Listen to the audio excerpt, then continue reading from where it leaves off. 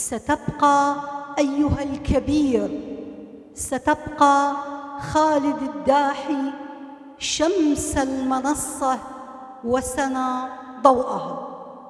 كلمة عائلة الشاعر الراحل خالد الداحي يلقيها على مسامعكم مروان الداحي، فليتفضل. السادة الحضور، كل حسب مقامه.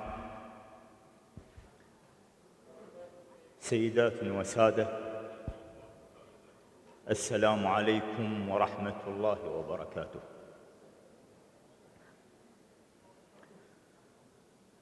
شكري وتقديري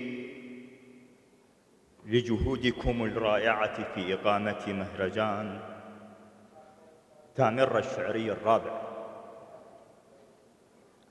وامتناني العميق لتسميته حصراً باسم أبي الشاعر الراحل خالد الداحي رحمه الله. وإني لأراه الآن في وجوهكم، هذه الوجوه النيرة، فلكم مني كل الحب والتقدير والاحترام. كان الهاجس الوحيد لأبي قبل رحيله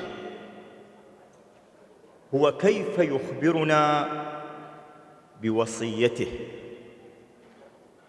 ليطمئن علينا ويضمن لنا حياة كريمة.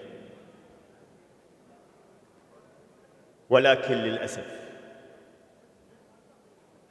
كان الموت أسرع مما كان يتصور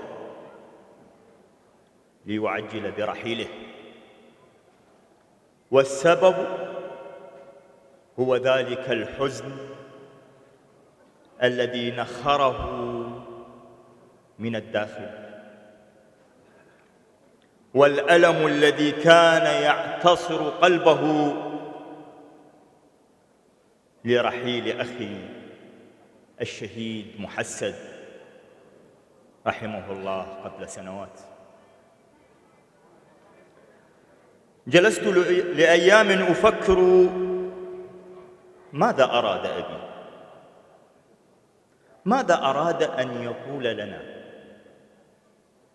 زرت أصدقاءه المقربين، عسى أن يخبرني أحدهم بما لا أعرفه عن وصية استسرها أبي عنده، لكني لم أجد. خرجت أجوب شوارع مدينتي الخالص، أبحث في وجوه متعبة عن جواب لسؤالي.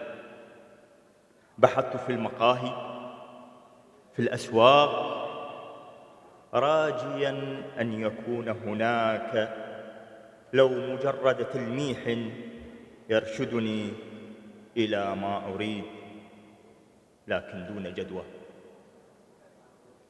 أتعبني وأرهقني هذا التفكير، وأثناء مرور الوقت وارتخاء قبضة الحزن عن قلبي وأنا في قمة اشتياقي لأبي، دخلت إلى مكتبته أبحث عنه.